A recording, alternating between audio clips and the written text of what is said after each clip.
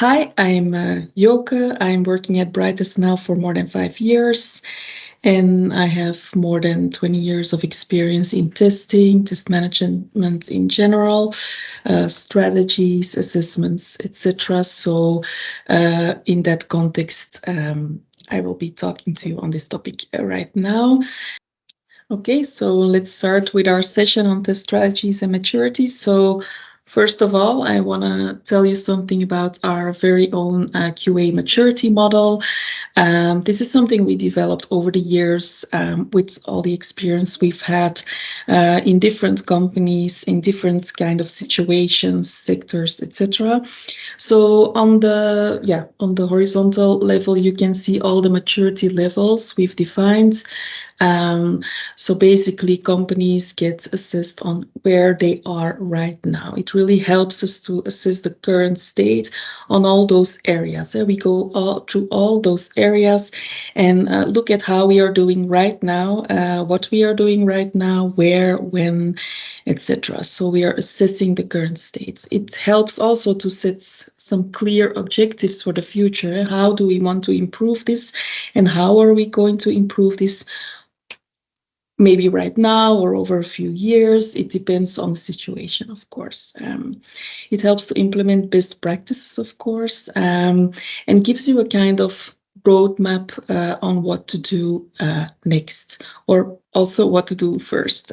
And of course, the ideal is that we are in a kind of continuous learning and continuous improvement phase where every time we do things, we are challenging whether we are still doing the right thing because the world changed, and we need to adapt ourselves. So that's where you want to land, of course, eventually. So improving those practices will really maximize your efficiency and effectiveness, of course, and certainly if you map that on your current development approach. So of course, this is something we standardized, but again, it doesn't really matter which development model or how you organize your development, because all those principles are actually universally applicable. It doesn't matter how you work right now, the same principles for QA are still valid. It just is a question of how to apply them in the right way, at the right time, by the right people, and with the correct support. That's different for every situation, or could be different for every situation. We don't standardize how you need to do it or when. We're just adding the principles which you have to embed in how you are working in your development approach. So that sounds pretty easy, I think, but it's not, of course. So first of all, it's really important, if you want to apply all those principles here, it's really important to know your development and QA approach. Your current situation, how it is working right now, what are your strengths, what are your weaknesses, how are you doing it right now in reality, not on paper. You really need to know all the ins and outs. Where is everything coming from? Where is everything going through? Who is involved? Everything. Only then, if you really know what is going on, you can determine what your QA approach should be.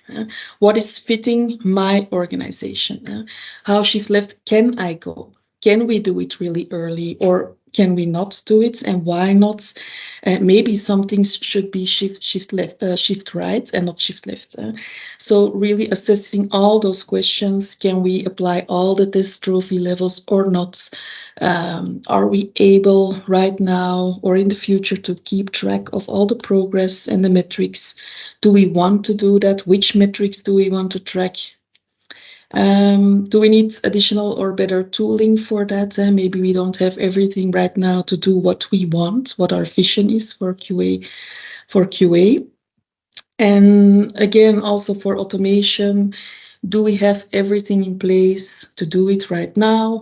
where do we want to do it, maybe not on everything, to making that choice really consciously.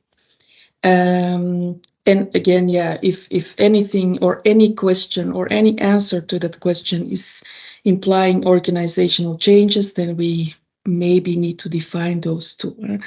So all those questions need to be answered, otherwise you cannot really embed QA into your current development approach. And often when we are talking about that with companies, we hear things like we apply Agile or DevOps or Waterfall or SAFe or Spotify model. We hear a lot of name dropping there. And often there's also kind of an overview of how they are doing it, how their team structure is done, which team meetings there are organized, and stuff like that. So really the standard talk about how those models are implemented. But in reality, often we see a more hybrid approach.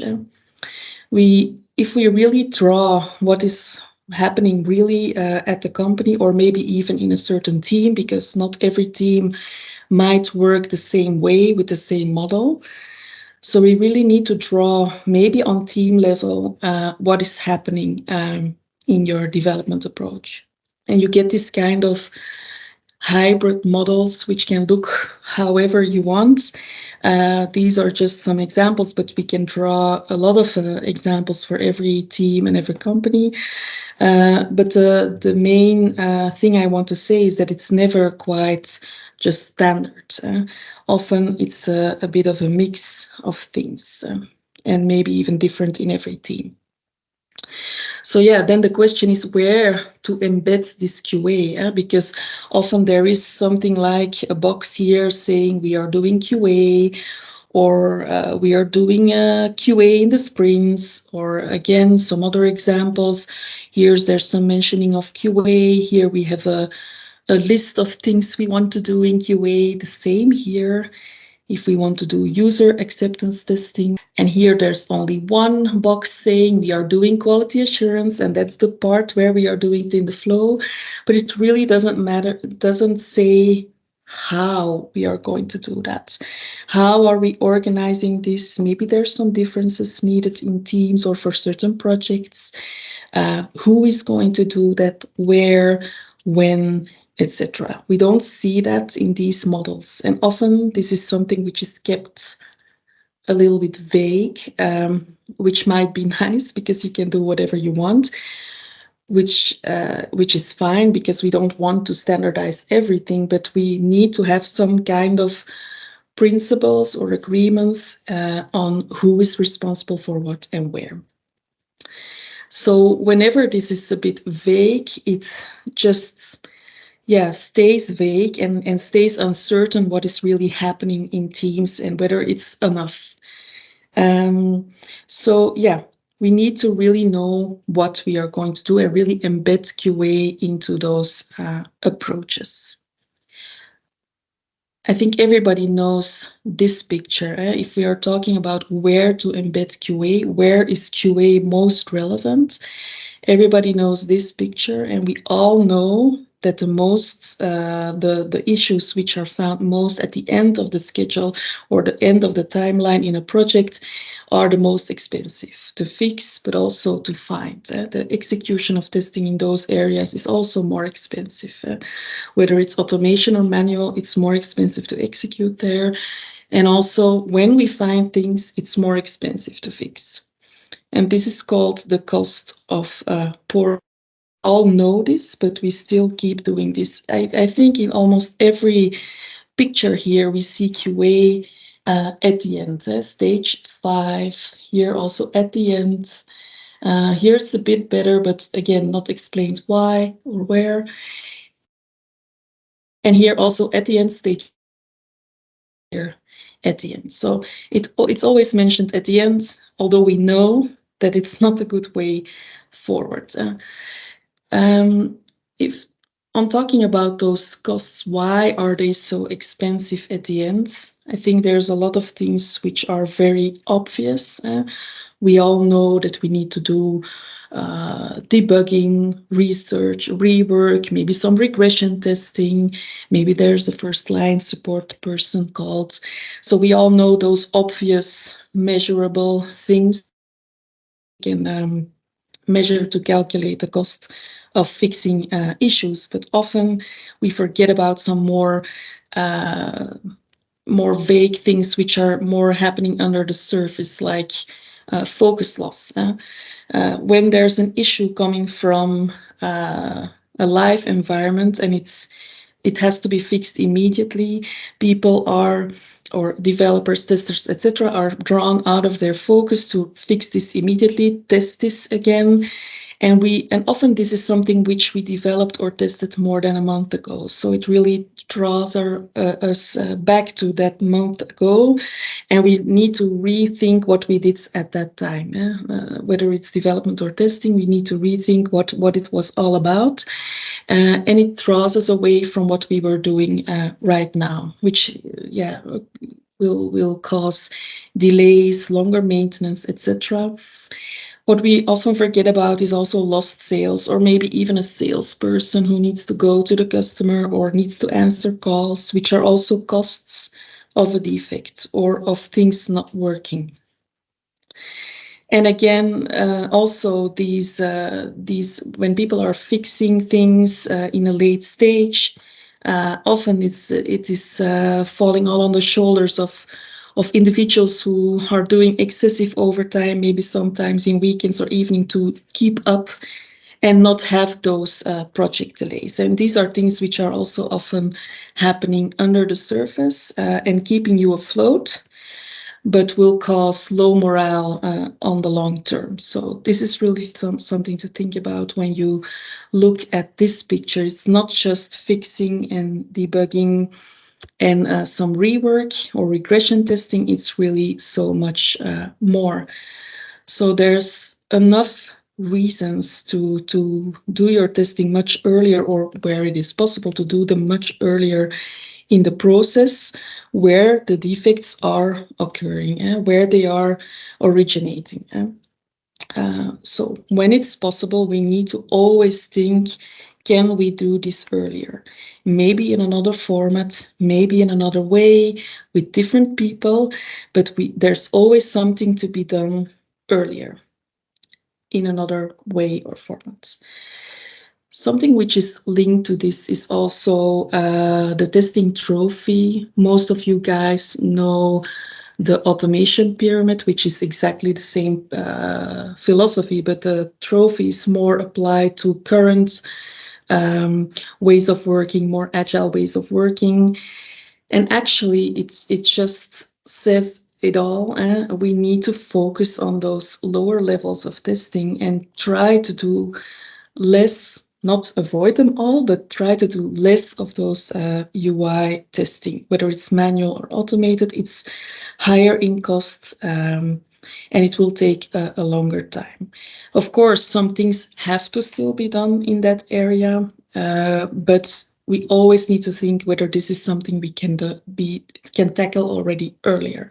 If you look at this picture, you could say that the more you go down, the more you go shift left, and the more you go up, the more you are doing things shift right. So sometimes we have to shift right. I can't stress that enough. I'm not saying everything should be shift left.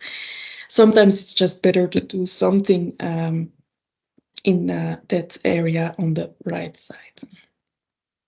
So when we go to companies and we look at their QA strategy, often we see something in these areas. There's something in the initial or the basic testing area, where we have either non or informal agreements. Like I showed before, there's a box there saying we need to do testing in this stage, but it's not really explained how or when exactly, who needs to do certain things at certain stages, which are the activities, who are the roles responsible. It's all left in the dark. Sometimes there's even a document explaining it all very in detail, often based on a certain methodology, which is standard, ISTQB or etc. But if it's and it's just standing somewhere on a drive, it is not really something which is embedded into your way of working, into your process, then it's, for me, it's always not existing or informal. Only when it's really used in certain projects or within your IT organization and it's really embedded into your team and agreed upon how and who and when is doing something, then we can say we are talking about some basic QA strategy available for your IT organization. Certainly, if it's for certain key projects, then we can talk about those projects are in a basic testing stage. When we put this on a higher level and we are breathing QA and the vision for QA on a company-wide scale, also your POs are involved, your business users, everybody knows and breathes QA, only then we can talk about efficient testing. This is, of course, something to aspire to really embed QA and the QA thinking and the mindset into your full company.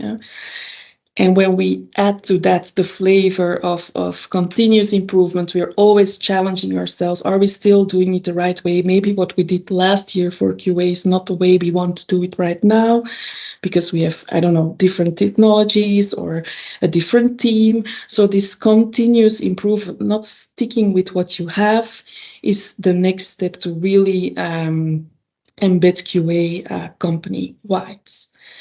So most companies, when we ask, where do you think you are, even after explaining what I just did, will say they are about here. Often they are mentioning, we have a strategy, it's there on a document somewhere. But in reality, and I'm not saying everybody, but in reality, often they are here, somewhere in between initial and basic, mostly initial. And it's really there where the problem often lies. There are testers, there is a strategy, but it's not lived by the company, it's not embedded into their dev organization, and then it is not working, it's not efficient, it's not effective. When we're talking about what a QA strategy should all embody, what should be in there, I'm not going to read all those chapters because it would take us too long. I can talk for hours on these topics, but if you want to read it afterwards, of course you can. But all those topics which we should think about when talking about strategies or how to visualize testing and what we want to do, what's our vision for QA, all those topics need to be answered, maybe more even. So we need to, on all those topics, think about when are we going to do that? What are we going to do there? Why are we doing this? If it's not necessary, why are we still doing it? Who is doing this? Who's responsible? Who is involved? Whom we need to keep informed? Where are we doing this? Are we doing it at the right time, at the right place? At the right environment? Maybe we can do this much earlier. How are we doing this? Are we going to do automation for this part or not?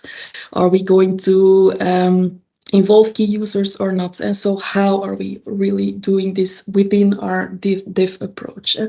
All those questions need to be answered for all those topics mentioned here.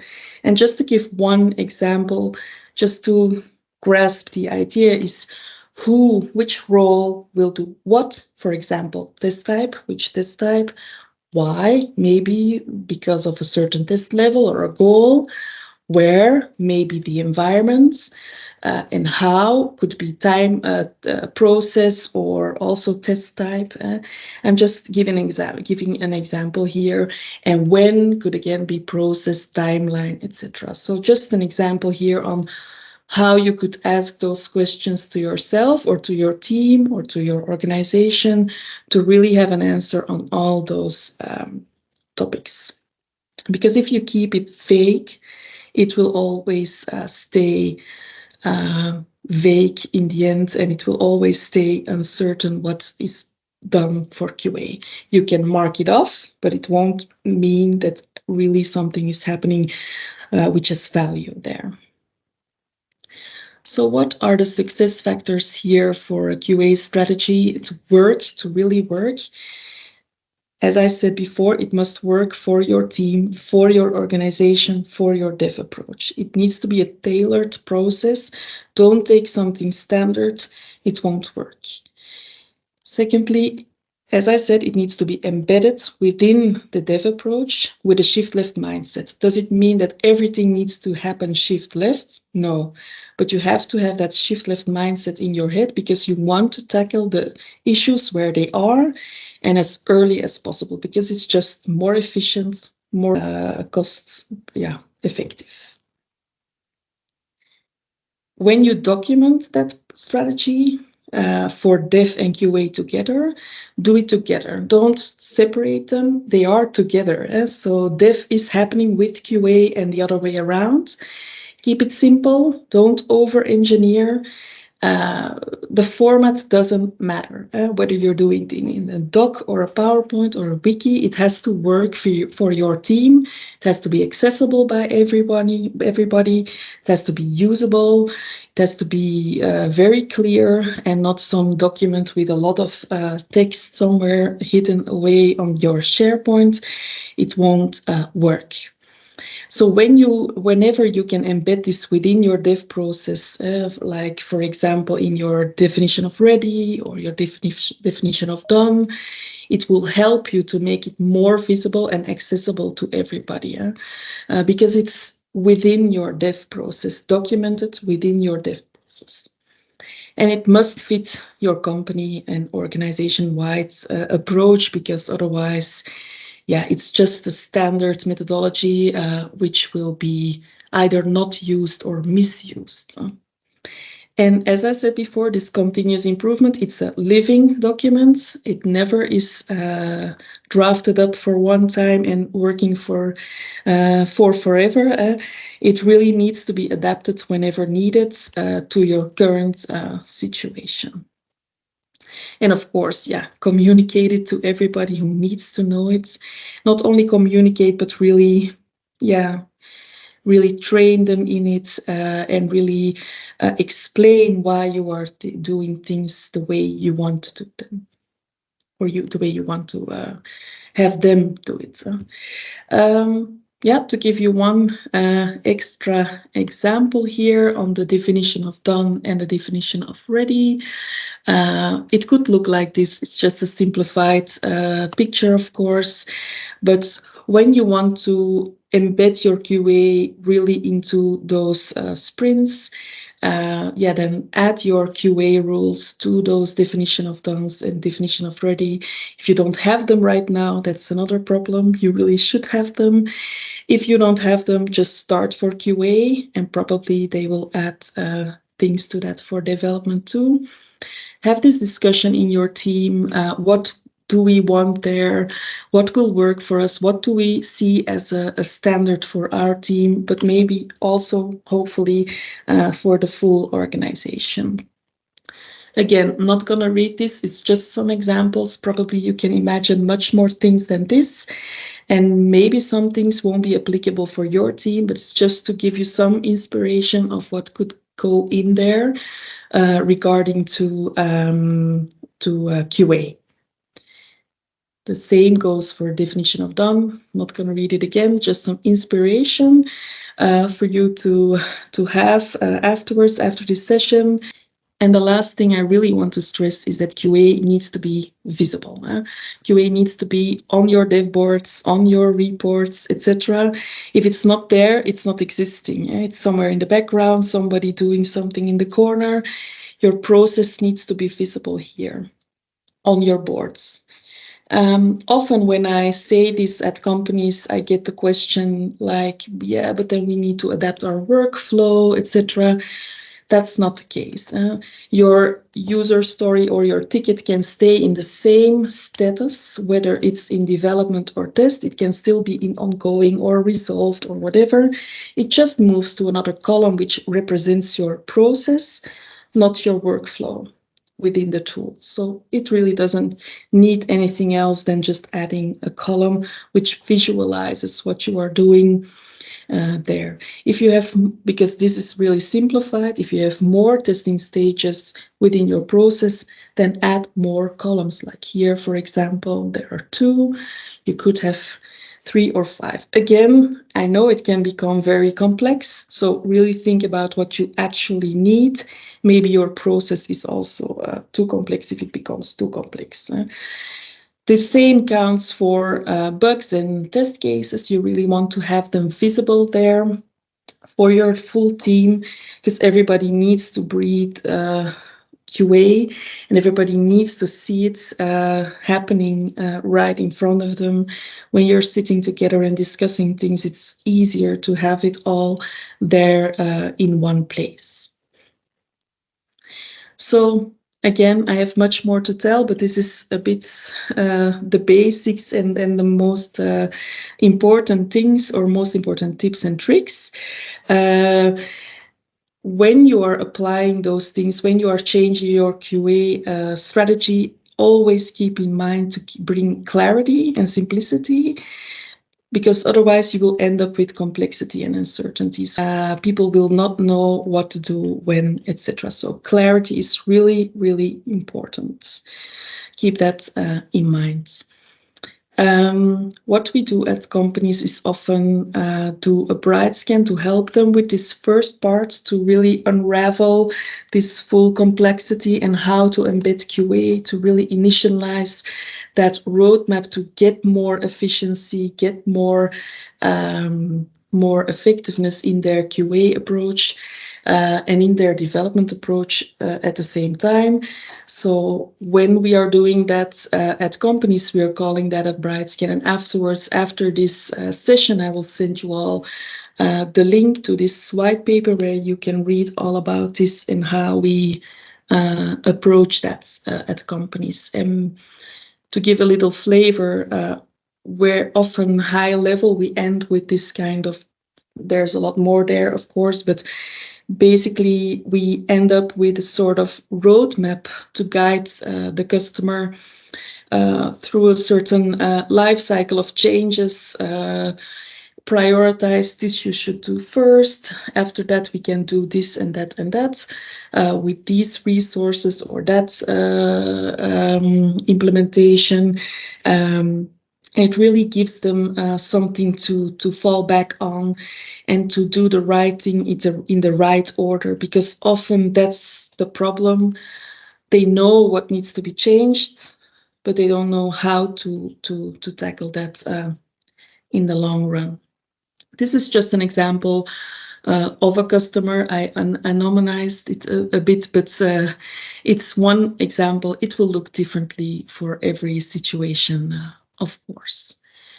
So yeah, that was about what I wanted to say. So if you have other questions later on, you can send them here, and I will gladly answer your questions. Thank you all for joining, and see you next time.